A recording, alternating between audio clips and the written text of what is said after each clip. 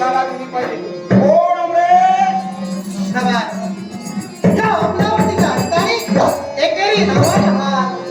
अरे वा, सुस्वागतम सुस्वागतम सुस्वागतम. या अमरावतीच्या ठिकाणी कधी न पाहिलेली अपरिचित व्यक्ती आमच्या नेत्रासमोर उभी आहे. मग सांगा आपला परिचय.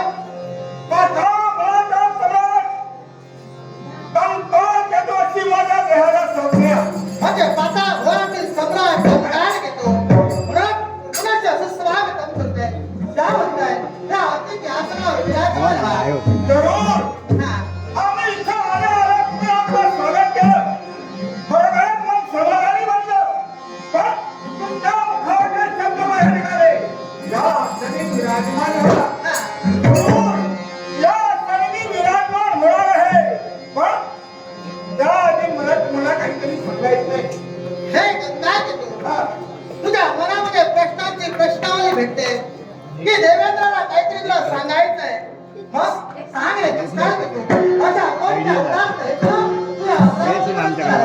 आमचा उदास हेतू एकच आहे. तो म्हणजे कोणता असेल तर ही अमरावतीची राजगादी तुम्ही आम्हाला द्या. आणि काही दिवस तुम्ही आमच्या पाताळ भुवनात जाऊ शकता. हे काय घेतो अरे या अमरावतीच्या ठिकाणी अरे तुमचे पूर्वज सुद्धा आले. त्यांनी सुद्धा आशेच्या अभिलाष केल्या. या अमरावतीचं सिंहासन मागितलं.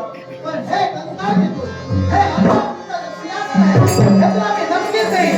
पण ते कोणत्या प्रकारे असेल तर हे काय घेतो अरे याच सर्व सिंहासन मी तुला बनवून देईन.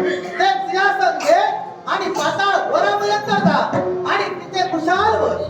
अमरेश हा. अरे असं त्यानंतर बनवून मिळालं असतं तुझ्यापर्यंत मी आलो नसतो.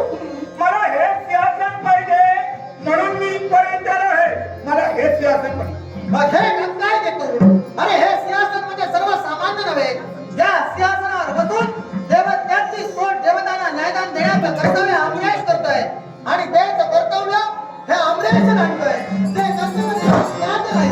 म्हणून या सिंहासनावर बसण्याचा अधिकार तुझा नाही. अमरेश याची चिंता तू कर नकोस.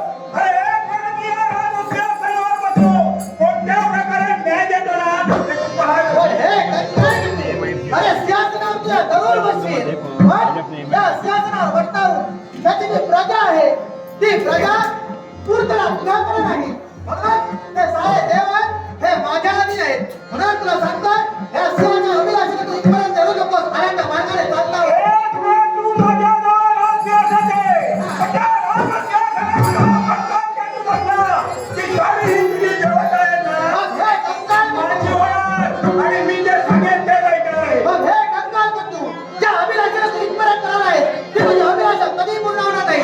त्यावेळी तुला जीवनात मृत्यू येणार आहे. आणि तुला मृत्यूचा मार्ग आणि तुझा पता होणार. अरे देवा, हा कंगाल जादू आहे. अरे माझी मनाची ती इच्छा पाहिजे. इच्छा पाहिजे. काय कोणत्या प्रकारे तू मनाची जळलेली इच्छा परिपूर्ण करतोय हे देवेंद्राला समजलं आहे. मग हे कंगाल घे तू. जर तुझा जीवनाचा आता शेवट होऊन तुला जर वाटत असेल तर जावं पुनश्च माघारी जा. मला मनाची भीती वाटली. अरे जावई, मला